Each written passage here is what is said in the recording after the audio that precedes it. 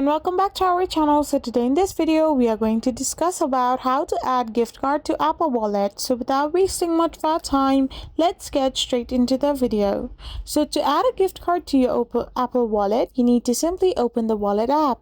So once you open the Apple Wallet app, you need to simply be in this kind of interface where you can find the option called plus. So simply tap on the plus icon and then you need to select add a gift card or add a card depending on the type of gift card.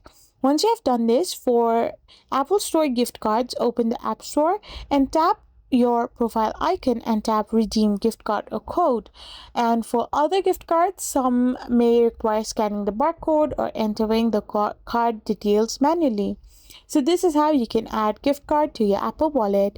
I hope you found this video helpful, so don't forget to hit that subscribe button and do give us a thumbs up. We will be back again with more informative videos like this.